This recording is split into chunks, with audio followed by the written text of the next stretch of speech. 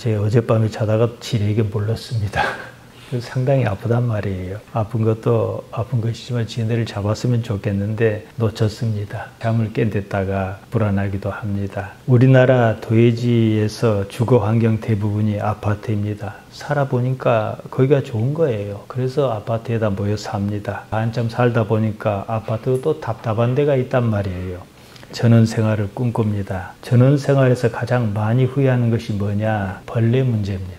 시골이니까 당연히 벌레가 있지 않겠느냐 하고 막연하게 생각하다가 막상 닥치니까 지네도 무섭고 개미도 많이 나오고 뭐 그것만 나옵니까? 여기에 다들 놀랍니다. 부엌 조리대 위로 아주 작은 개미 한 마리가 지나갑니다. 음식을 조리하는 곳에 개미가 지나다닌다는 것이 불결하고 불쾌합니다. 이 한 마리에서 끝나지 않을 것 같아요. 개미를 검지손가락으로 꾹 눌러 죽여버렸습니다. 여기까지 우리 사람 입장이에요. 개미 입장은 다릅니다. 길을 가는 중이었습니다. 날벼락을 맞았습니다. 요즘 기후가 이상하지 않습니까? 땡볕 중에도 일부 지역에는 폭우가 쏟아지고 그럽니다. 광주에 있는 조선대학교 교내에 벼락이 떨어졌습니다. 30대 교사가 직무 관련 연수를 받고 있었습니다. 쉬는 시간에 밖에 잠깐 나왔다 그만 벼락에 맞고 말았습니다. 날벼락이었습니다. 의식을 회복하지 못하였다 그럽니다. 지난주에 있었던 일입니다. 중국에서는 폭우로 난리도 그런 난리가 아니었습니다. 광둥성에서는 고속도로가 산사태로 무너졌습니다. 운전하고 길을 가는 사람이 시야가 좁은데 고속도로 중간이 끊긴 줄 어찌 알겠습니까? 많은 차가 순식간에 계곡 아래로 곤두박질하며 흙더미에 묻히고 말았습니다. 이탈리아 남부 캄파니아주에는 베수비오 화산이 있습니다. 나폴리 연안에 우뚝 솟아 있습니다. 서기 79년 8월 24일이었습니다. 베수비오 산이 갑자기 폭발했습니다. 순식간에 도시 하나가 화산재에 묻히고 말았습니다. 폼페이가 통째로 사라졌습니다. 1592년에 이르러서야 우연히 땅속에 묻힌 도시를 발견했습니다. 폼페이 시민은 당시 그 모습 그대로 묻어 있었습니다. 개미든 사람이든 죽음이 순식간에 닥치면 삶에서 죽음으로 곧바로 넘어갑니다. 죽는다는 과정 자체가 없습니다. 물론 우리는 이러한 상황을 겪어보지 않았습니다. 상상할 수는 있습니다. 나에게 그런 천재지변이 닥쳤을 때 그때 나의 의식은 어떤 상태일까? 여러분이 생각해 본 적이 있습니까? 개미는 자신에게 해를 가하는 인간을 이해할 수 없습니다. 살아있으니까 사는 거예요. 인간이 검지손가락으로 어떻게 하는 행위는 개미에게는 그냥 천재지변입니다. 알 수 없는 일에 의하여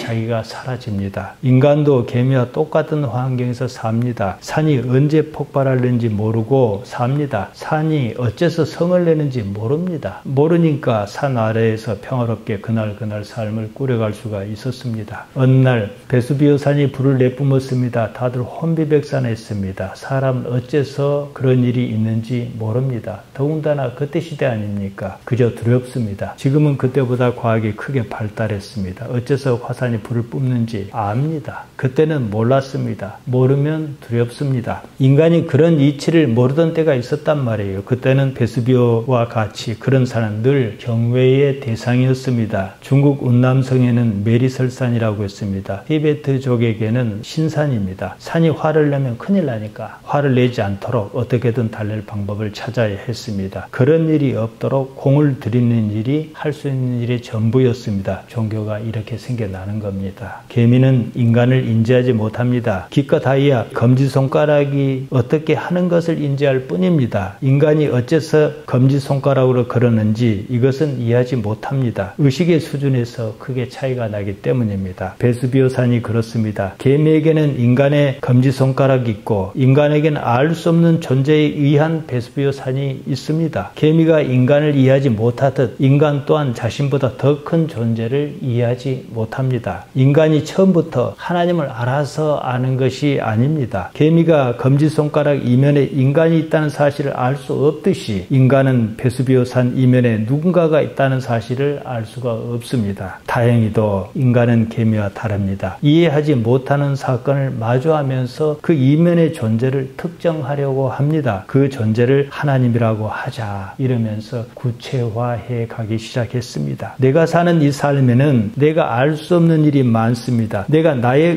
의지로 할 수 없는 일이 있다는 사실을 안다는 것은 나보다 더 큰 존재에게 다가가겠다는 의지입니다. 우리는 그 존재를 하나님이다 이럽니다. 그리고 성경을 통하여 하나님을 구체화해 가고 예수님을 통하여 그 방법을 배웁니다. 그러는 가운데 나의 의식이 한층 더 높아집니다. 길거리에 고양이가 지나갑니다. 고양이가 사람을 피하지 않습니다. 아주 자연스럽게 사람과 함께합니다. 그동안 괴롭히는 사람이 없었기 때문입니다. 사람 입장에서는 구태여 고양이를 괴롭힐 이유가 없었습니다. 그냥 내버려 두었습니다. 고양이는 그러한 상황을 패턴으로 인식합니다. 그리고 거기에 익숙합니다. 이러저러한 이유로 사람과 고양이가 공존하는 상황입니다. 우리가 하나님을 인식하는 것도 마찬가지입니다. 하나님을 본 사람은 없습니다. 요한이 요한일서 4장 12절에서 말했습니다. 어느 때나 하나님을 본 사람이 없다 그랬습니다. 자기가 사는 삶에서 어떤 패턴을 인식하고는 그것으로 하나님을 가늠하는 것입니다. 참으로 다행스럽게 우리에게는 성경이라는 위대한 지침서가 있습니다. 그것을 이해하고 거기에 따라 이렇게 해보고 저렇게 해봅니다. 제가 여러분에게 잊을만 하면 한 번씩 말씀드립니다. 삶을 지켜보라고 말입니다. 하나님을 의식하면서 삶을 지켜보라 이 말씀입니다. 기광 사는 삶입니다. 이 삶에서 하나님의 흔적을 찾으려는 것입니다. 패턴을 찾아 인식하라 이 말씀입니다. 하나님 눈치를 보라는 거지요. 그로써 더 나은 세상, 육신으로 말미암은 그런 제약이 없는 세상을 그리기에 이릅니다. 그 그림이 분명해지면 분명해질수록 이 세상에는 크게 미련을 두지 않습니다. 이 세상에 집착하지 않습니다. 이때 이 세상을 사는 목적은요, 단 하나입니다. 하나님을 알기 위한 것입니다. 그 세상을 구체화해 가며 이 세상을 삽니다. 이러는 가운데 영성, 즉 푸니마의 상태가 활성화합니다. 그때 영이 살아있다 이렇게 말하는 것입니다.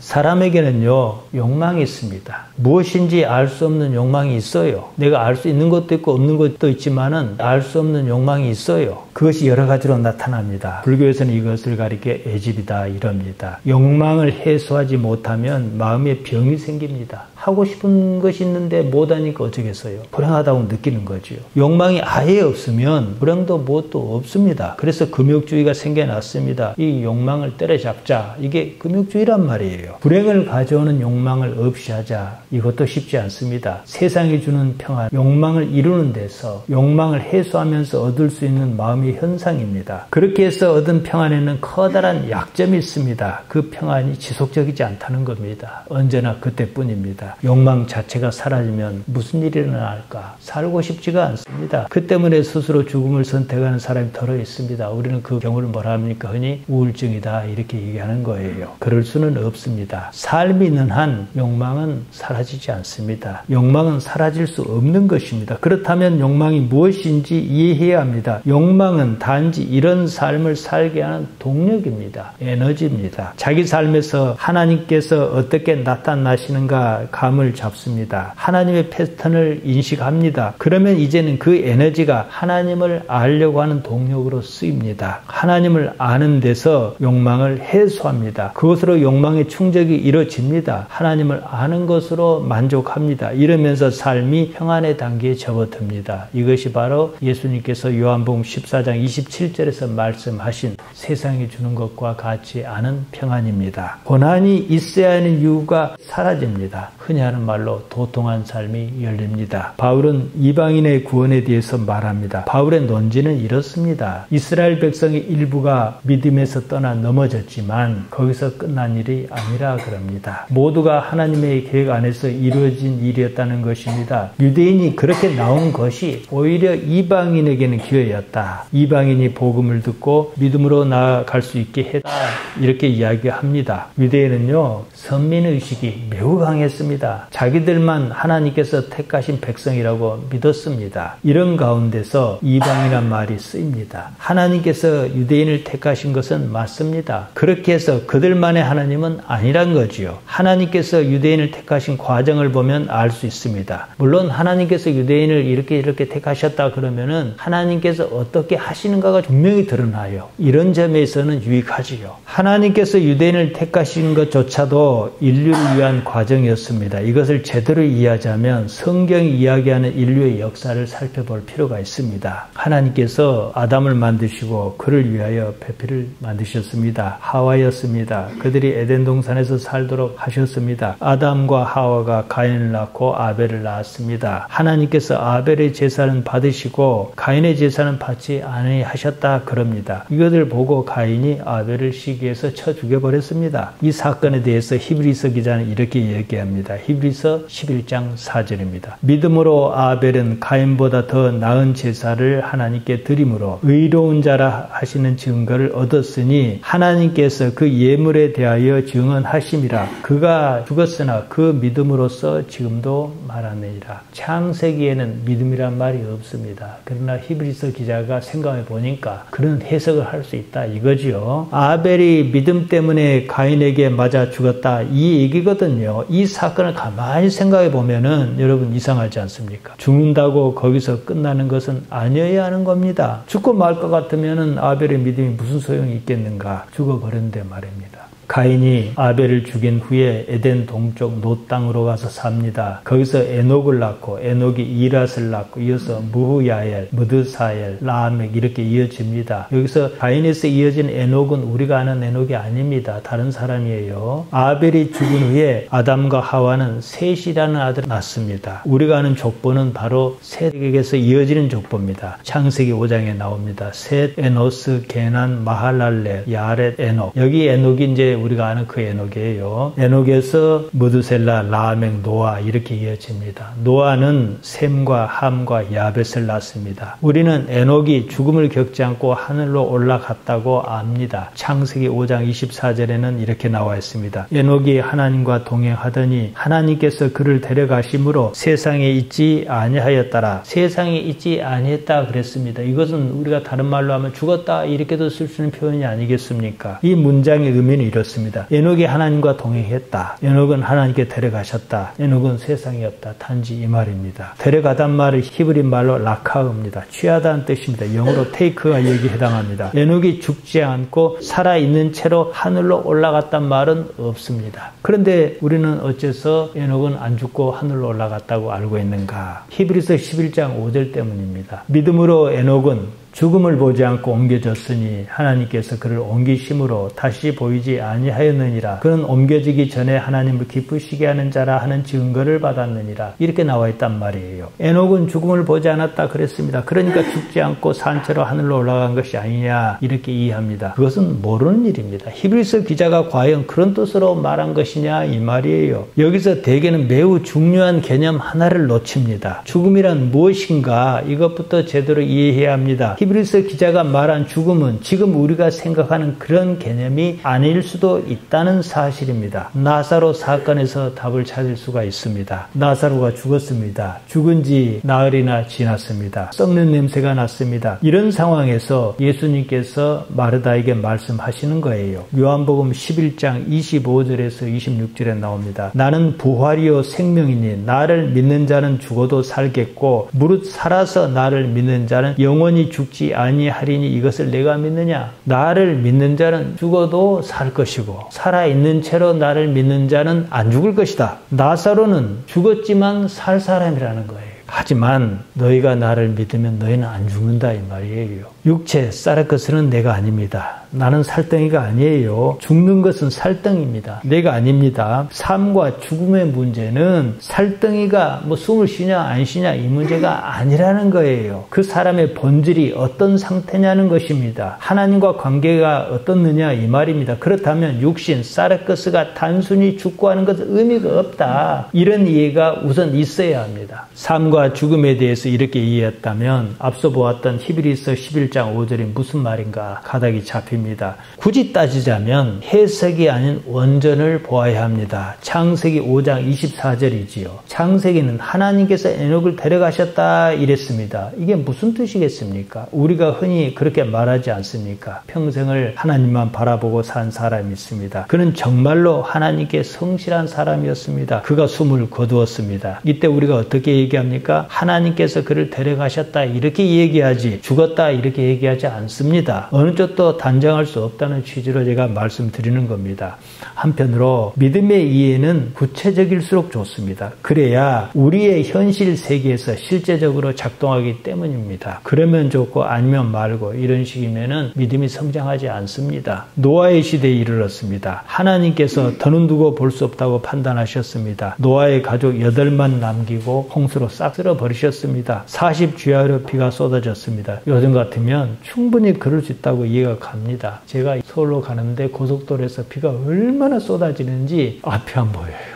정말로 무섭더라고요. 그렇게 계속 40주야로 쏟아진다고 생각해 보십시오. 그러면은 다 잠겨요. 7달 만에 물이 빠지고 노아 가족이 탄 방주가 아라랏산에 머물렀습니다. 노아에게는요 3 아들이 있었습니다. 셈과 함과 야벳이었습니다. 그 중에서 셈의 족보로 이어집니다. 셈, 아르박삿, 셀라, 에벨, 벨렉, 르우, 스룩, 나홀, 데라, 아브라함 이렇게 이어집니다. 아브라함이 나중에는 아브라함으로 이름이 바뀝니다. 아브라함의 고향은 갈대아 땅 우리였습니다. 이라크쯤으로 짐작합니다. 메소포타미아라 그랬습니다. 페르시아 지역이거든요. 메소포타미아 지역은 유프라테스 강과 티그리스 강을 끼고 있습니다. 고대 문명의 발상지입니다. 살기가 좋았다 이 말이거든요. 메소포타미아 문명은 인류 역사에 크게 영향을 끼쳤습니다. 메소포타미아 문명은 확장성 면에서 중국을 기반으로 하는 황하 문명과 크게 다릅니다. 황하 문명은 텐산 산맥 이쪽 아시아 일부 지역에 국한했지만은 메소포타미아 문명은 그러지 않았습니다. 저쪽으로 인도를 비롯해서 유럽 전체를 그쪽에 다 영향을 끼쳤습니다. 조로아스터교가 여기서 나왔습니다. 조로아스터교는 유대교뿐만 아니라 기독교, 이슬람교, 심지어 불교까지 영향을 끼쳤습니다. 선악 이원론, 최후의 심판, 천사와 악마, 천국과 지옥 이런 개념은 우리에게 익숙합니다. 여기서 나온 겁니다. 아브라함은 무슨 일로 그 좋은 데를 두고 떠났는지 우리로서는 알 수가 없습니다. 하나님께서 그를 가나안으로 인도하셨다는 사실 말고는 알려진 바가 없습니다. 무슨 일이 있기는 있었을 것입니다. 그러지 않고서야 그 먼 거리를 어떻게 이동하겠다고 마음 먹었겠습니까? 무려 2000km 정도입니다. 자동차가 있던 때도 아니고 말입니다. 아브라함에서 이삭, 야곱으로 이어집니다. 야곱은 4명의 부인에게서 12아들을 낳았습니다. 순서대로 보면 이랬습니다. 르우벤, 시므온, 레위, 유다, 단, 납달리, 갓, 아셀, 이사갈, 스불론, 요셉, 베냐민입니다. 르우벤, 시므온, 레위, 유다는 첫 번째 부인 레아에게서 낳은 겁니다. 둘째 부인 라헬은 자식이 없었습니다. 자기가 데리고 있던 여종 비라로 자식을 보게 해서 그래서 낳은 아들이 단과 납달리입니다. 그러자 첫째 부인 레아가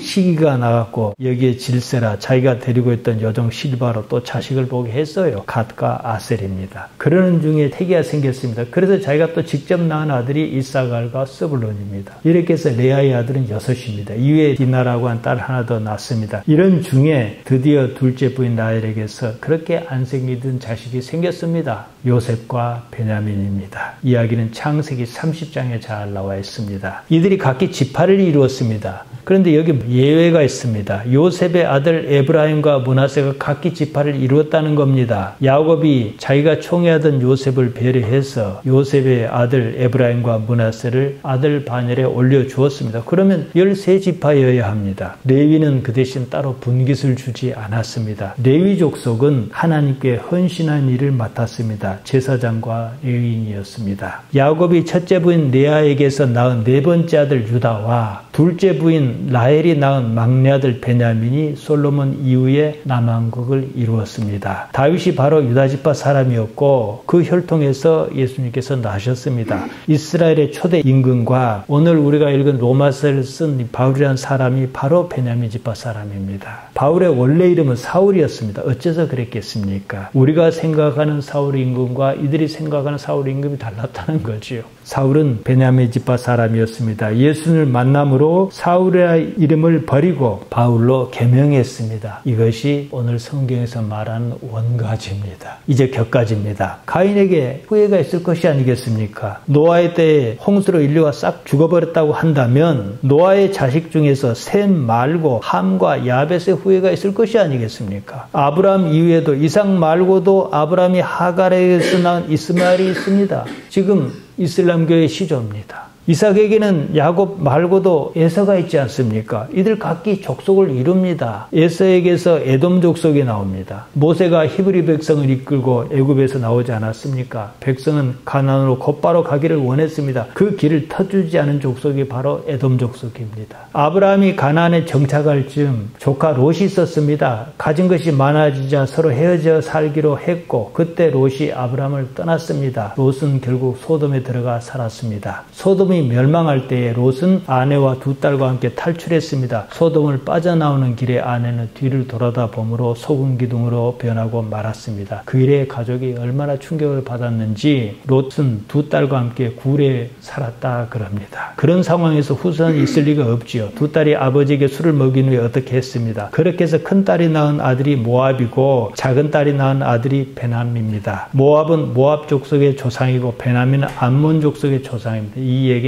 창세기 19장에 나옵니다. 이 모압 족속에서 나온 여자가 누구예요? 룻입니다. 룻이 누굽니까? 예수님의 족보의 이름에 오른 여자지요. 솔로몬 이후에 왕국이 남과 북으로 갈라졌습니다. 지난 시간에 말씀드렸습니다. 유다 지파와 베냐민 지파를 제외한 북쪽 10지파가 따로 나라를 세웠습니다. 유대인은 하나님께서 이방인을 버리셨다고 생각했습니다. 택하지 않았다고 생각했습니다. 지금 이스라엘은 전쟁을 벌이고 있습니다. 국방장관 요아브 갈란트가 이런 말을 했습니다. 자기들은 인간 짐승과 전쟁한다 그랬습니다. 팔레스타인 사람은 생긴 것만 사람이지 사실은 짐승이다. 이런 뜻으로 하는 얘기예요. 그간 말에는 이스라엘이 이방인을 어떻게 생각하는지 속내가 드러납니다. 이런 의식 때문에 전쟁이 쉽게 끝나지 않습니다. 어느 종교든 이웃에 대한 기본적인 가치는 사랑입니다. 기독교도 그렇고 불교도 그렇고 이슬람교도 그렇습니다. 베두인족은 사막에 털을 잡고 사는 유목민입니다. 이슬람교 신앙을 가졌습니다. 그들은 나그네를 극진히 대접합니다. 종교적 사명입니다. 이처럼 종교에서 기본적 가치는 사랑입니다. 사랑이 없으면 종교가 아닙니다. 기독교는 물론입니다. 그런데 어째서 종교가 그토록 잔인한가? 종교적 가치가 잠깐 사이에 이념으로 탈바꿈하면서 탈인한 거예요. 종교에 일단 이념이 개입하면 종교는 상대를 사람으로 보지 않습니다. 종교의 잔인성이 여기에 있습니다. 한국 기독교 보수는 반공 이념에 빠져 허우적거리고 있습니다. 예수님의 가르침은 온데간데 없고 반공 이념만 남았습니다. 인류 역사에 유례가 없는 전쟁을 겪은 우리 민족에게 공산주의는 치가 떨리는 일인 것은 맞아요. 아무리 그래도 반공 이념이 신앙을 대체할 수는 없습니다. 더욱이 반공 이념이 예수님의 가치를 대신할 수는 없는 겁니다. 한국 보수 기독교는 자기와 반대점에 선 사람을 모조리 빨갱이로 몰아갑니다. 기독교가 아니라 이념 집단입니다. 그보다 조금 앞서 벌어진 일본 제국주의의 만행에는 아예 눈을 감습니다. 반공이라면 친일이고 무엇이고 다 좋다 이럽니다. 요즘은 대놓고 친일 행위를 합니다. 마귀를 사랑해야 하는가? 이런 설교 제목으로 회중 앞에서 설교한 대형교회 목사가 있습니다. 예수님께서 원수는 사랑하라고 하셨지만 마귀를 사랑하라고 하신 적이 없다는 거예요. 법에 걸리지만 않다면 자기를 반대한 사람 모두 총으로 쏴 죽이고 싶다 이 말이 아니겠습니까? 이것이 한국교회의 현실입니다. 기독교가 이런 것인가? 참으로 희한합니다.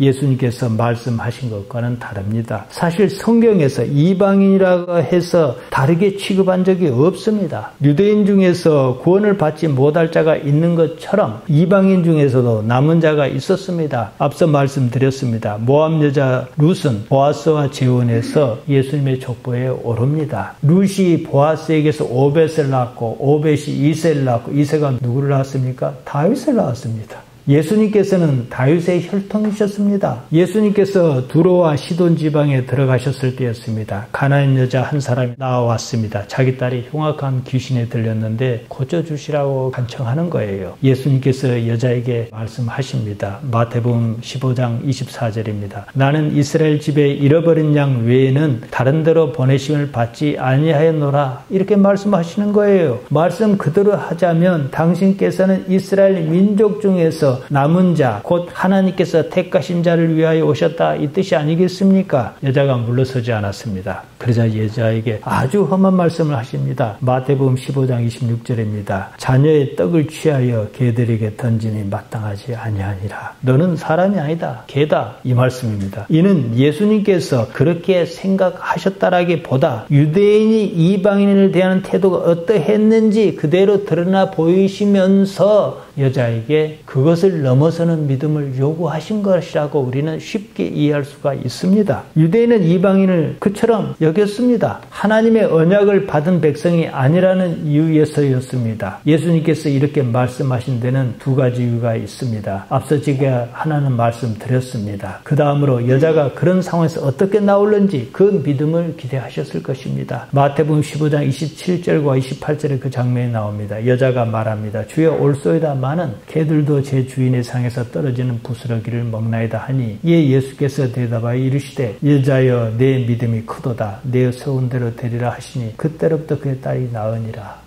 이것입니다. 요한복음 4장에 보면 예수님께서 사마리아 땅 수가성을 지나는 장면이 나옵니다. 예수님께서는 유대인이요 갈릴리 사람이었습니다. 갈릴리에서 예루살렘으로 가려면 사마리아를 거쳐야 했습니다. 유대인은 그것이 싫다 해서 사마리아를 가로지르지 않고 빙 돌아서 갔습니다. 이방인의 땅에는 발도 대기 싫다, 이것이었습니다. 예수님께서는 사마리아를 거쳐가는 것을 개의치 아니하셨습니다. 수가라는 말을 지나셨습니다. 거기 우물가에 산 여자를 만나셨습니다. 여자와 깊은 대화를 나누십니다. 하나님께 예배 드리는 것을 주제로 이 얘기를 나누셨습니다. 이런 깊은 대화가 어째서 바리새인이나 사두개인이나 대제사장이나 이런 사람과는 없었는지 말이에요. 유대인이나 이방이나 이것은 중요한 것이 아니라는 사실입니다. 하나님의 섭리를 이해하고 받아들이냐, 이것이 중요했다, 이것을 얘기합니다. 여러분이 여기까지 이해하셨다면 오늘 본문 내용은 그냥 이해할 수 있습니다. 여기서 한 가지 염두에 두어야 할 점이 있습니다. 사도 바울은 우리와 다릅니다. 유대인의 눈치를 볼 수밖에 없는 처지였습니다. 어떻게든 복음을 전해야 했습니다. 유대인의 비유를 건드리지 않으면서 자기가 하고 싶은 얘기를 어떻게 전개할까, 이것이었습니다. 여기서 참 감람나무가 어쩌고 돌 감람나무가 어쩌고 젖부침이 어쩌고 이런 얘기가 나오는 거예요. 유대인이란 사실이 구원의 조건은 아니라는 것을 제가 말씀드렸습니다. 구원은 믿음이 있어야 하는 일입니다. 유대인이냐 아니냐 이런 것은 전혀 중요하지 않습니다. 다만 하나님께서 구원의 섭리를 이끌어 가시는 과정에 그런 것이 잠시 필요했을 뿐입니다. 유대인이고 무엇이고 간에 믿음이 없이는 구원도 없습니다. 하나님께서 하시는 일은 전체를 하나로 통으로 보는 능력이 있어야 합니다. 단편적으로 보니까 배타적인 선민의식이 나오고 이러는 것입니다. 이방인은 구원이 있네 없네 이런 말을 하는 거예요. 모압 여인 룻도 가나안 여인도 수간마을의 여인도 모두가 유대인이 아니었습니다. 모든 일이 하나님의 섭리 가운데 있습니다. 다만 하나님께서 하시는 일에 사람이 어떻게 반응할 것이냐, 이 문제가 있습니다. 여기서 우리는 유대인이란 개념을 이해해야 합니다. 사도 바울의 시대에는 예수님의 시대와 같습니다. 정치적으로는 로마의 지배 아래 있었습니다. 종교적으로 구분할 수 있었습니다. 그 중심에 예루살렘 성전이 있었습니다. 유대인에게 성전은 본래 솔로몬이 지었던 성전이었습니다. 유대 왕국의 상징이었습니다. 주전 587년에 바벨론에 의하여 성전이 완전히 무너졌습니다. 바벨론에서 돌아온 후에 스룹바벨이 성전을 재건했습니다. 솔로몬이 지었던 것에 비해서 규모가 작을 수밖에 없었습니다. 재정적으로 그렇고 여건도 그랬습니다. 유대인에게 성전은요, 신앙을 회복하고 유대 민족의 정체성을 유지하는 구심점이었습니다. 주전 19년 즈음이었습니다. 성전이 좀 작고 그런단 말이에요. 그러니까 헤롯 왕이 유대인의 환심을 사려고 성전을 중축했습니다. 대대적인 확장 공사로 정말로 웅장한 모습을 갖추었습니다. 예수님께서 활동하실 당시 성전이 그것입니다. 주 70년이었습니다. 로마가 성전을 완전히 무너뜨렸습니다. 성전에서 성물을 빼다가 로마 콜로세움을 짓고 그랬어요. 예수님께서 예언하신 대로 돌 위에 돌 하나도 남아있지 않도록 무너졌습니다. 이 말씀 마가복음 13장 2절에 나옵니다. 이후로 성전이 사라졌습니다. 지금 오늘날 시대의 말이에요. 예루살렘에서 성전은 없습니다. 성전이 있던 자리에 이슬람교 사원이 있습니다. 황금의 돈, 황금색으로 이렇게 돔이 있는 무슬림 사원이 있습니다. 다행히도 로마가 성전을 무너뜨릴 때 성전 서쪽에 있는 벽 일부가 아직도 남아 있습니다. 그 벽을 통곡의 벽이다 이랍니다. 유대인은 이곳에서 성전 파괴의 슬픔을 기리고 언젠가는 성전을 재건할 것이란 희망을 가지며 기도합니다. 언젠가는 메시아가 오실 것이다. 그러면은 이 나라를 재건할 것이다. 성전을 중심으로 재건할 것이다. 이것이 유대인의 정체성이에요. 그런데 이것은 뜬금없이 나온 것은 아니에요. 시편 137편 1절은 이렇습니다. 우리가 바벨론의 여러 강변 거기에 앉아서 시온을 기억하며 울었도다. 옛날 바벨론을 멸망했을 때 바벨론 강가에서 시온을 기억하고 울었던 것과 마찬가지로 지금은 통곡의 벽에서 자기들이 생각하는 유대인의 나라 왕국 회복을 바라면서 통곡하는 거죠. 바벨론 포로 시대에 이스라엘 백성이 고향을 잃고 바벨론 강가에서 부르짖던 슬픔과 고통 그리고 회복에 대한 소망을 담은 시입니다. 아무튼 지금 시대의 유대인의 정체성은요. 어쨌든 간에 율법과 성전입니다. 사라진 성전을 마음에 담으며 성전의 회복을 바라는 그 무리가 곧 유대인입니다. 사도 바울이 활동하던 시대는 예수님께서 부활하시고 승천하신 직후였습니다. 당시 유대인은 헤롯 성전을 중심으로 했습니다. 성전은 율법 해석권이 있었습니다. 성전을 지배하면 온 세상을 지배하는 것과 다를 것이 없었습니다. 사실 이 때문에 두 차례나 성전이 무너졌으며 다시 회복하지 못했습니다. 예수님께서 활동하시자 유대인은 표적을 요구했습니다. 이때 예수님께서 이런 말씀을 하셨습니다. 요한복음 2장 19절입니다. 너희가 이 성전을 헐라 내가 사흘 동안에 일으키리라. 당시 유대인에게는 성전을 빼놓고는 생각할 수가 없었습니다. 예수님의 등장은 유대인의 생각 자체를 바꿔야 하는 것이었습니다. 사도 바울은 그런 예수님을 이해했습니다. 이렇게 말했습니다. 고린도전서 3장 16절입니다. 너희는 너희가 하나님의 성전인 것과 하나님의 영이 너희 안에 계시는 것을 알지 못하느냐. 성전은 없다. 하나님의 영이 이 안에 있는 너희가 성전이다. 이 말이거든요. 이방인이라고 번역한 말 에드노스입니다. 이 말은 에도스에서 파생한 말입니다. 에도스는 전례나 규례, 습관, 관습을 의미합니다. 따라서 에드노스는 관습으로 얽힌 집단 내지는 시족을 벗어난 사람을 가리키는 말입니다. 앞서 보았습니다. 유대인 사회가 얼마나 관습에 얽매여 있는지 모릅니다. 그 관습을 종교가 정당화해 주었으니까 얼마나 그랬겠습니까? 중세시대의 마녀 사냥도 따지고 보면 관습 때문에 벌어진 일입니다. 관습은 얼마든지 잘못 이해할 수가 있고 그 방향으로 갈 수가 있습니다. 유대인에게 예수님은 어떤 분이었습니까? 대놓고 관습을 위반하는 사람이었습니다. 무엇보다도 관습 이면에는 이해관계가 얽혀 있습니다. 그러니 관습의 중심에 서 있는 사람 입장에서는 관습을 바꿀 이유가 전혀 없습니다. 관습이 종교의 탈을 쓰고 사람을 지배했습니다. 지금의 기독교라 해서 다르지 않습니다. 예수님을 믿는가 관습을 믿는가 이 말이에요. 관습의 덕을 보고 있는 사람 입장에서는 관습을 넘어설 이유가 없습니다. 종교가 관습을 넘어서지 못할 때 무슨 일이 일어나는가? 예수님의 사건이 여실히 보여줍니다.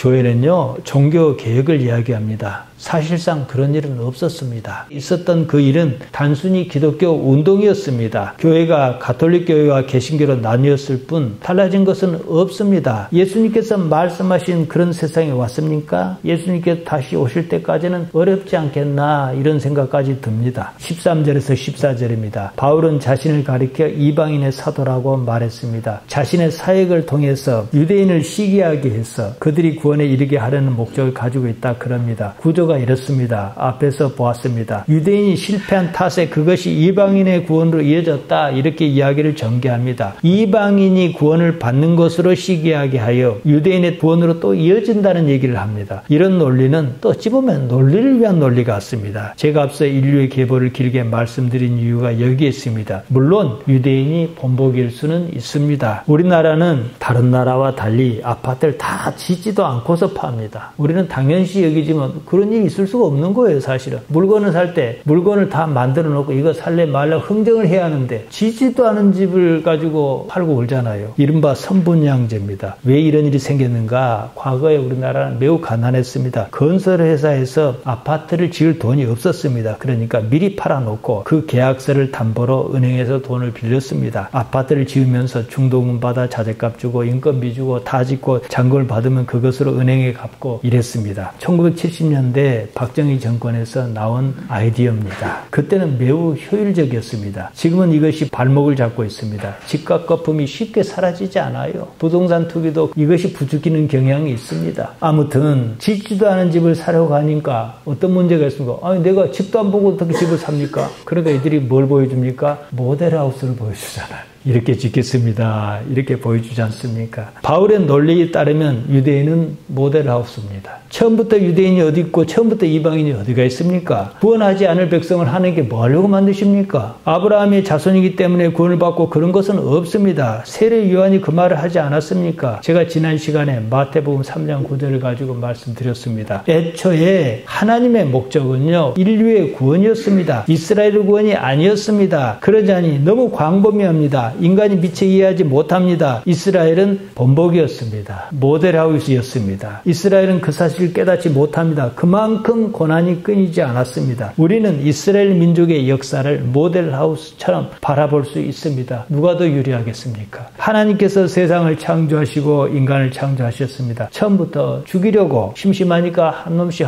죽이겠다 그렇게 해서 창조하셨겠습니까? 애초에 하나님의 목적은 이 땅에 하나님의 나라를 실현하는 것이었습니다. 인간 세계가 설령 기대에 미치지 못한다 해도요, 하나님의 목적은 결코 변하지 않습니다. 15절에서 이스라엘 회복 가능성을 얘기합니다. 그들이 버리는 것이 해 아포볼레의 아우톤입니다. 이스라엘이 그리스도의 도움을 배척했다는 말입니다. 그것이 오히려 세상에 화목이 되었다 이렇게 얘기합니다. 화목, 카달라케는 사이가 좋게 지낸 겁니다. 세상의 화목, 카달라게 코스무, 이 말은 모든 인류의 화목을 말합니다. 따라서 15절은 예수님으로 말미암아 모든 사람이 하나님과 화목하게 이르렀다 이 말입니다. 유대인만을 위한 하나님이 아니라는 것을 말합니다. 죽은 자, 네크로스는 시체입니다. 죽어버린 거예요. 여기서 살아나는 것이라고 번역한 말에 주의해야 합니다. 살아난 것 이렇게 번역한 말 조회입니다. 그냥 삶이에요. 생명이라 번역하기도 합니다. 따라서 이 말은 시체처럼 죽어버린 상태여야 하는데 그러지 않고 산 것, 삶을 말합니다. 우리 기독신앙에서 핵심적 가치가 조회, 삶입니다. 죽음이 없는 것입니다. 네크로스는 시체가 내가 아니다 이 말입니다. 우리가 죽음이라고 말하는 것은 육체, 사르크스의 변화를 말합니다. 육체가 어떤 상태에 이르면 그것을 네크로스, 죽음이다 이럽니다. 나는 육체가 아닙니다. 따라서 나는 육체의 변화와 상관없이 나야 한다는 겁니다. 16절은 15절을 보완합니다. 제사는 처음 익은 곡식가루가 거룩한 즉 떡덩이도 그러하고 뿌리가 거룩한 즉 가지도 그러하니라. 이게 무슨 말이겠습니까? 처음부터 거룩하다. 하나님께서 택하신 건 애초에 거룩하다 이 말입니다. 구원을 받을 사람은 구원을 받습니다. 17절에서 24절은 젖붙임을 비유로 들었습니다. 젖붙임이야 우리가 다 아는 것입니다.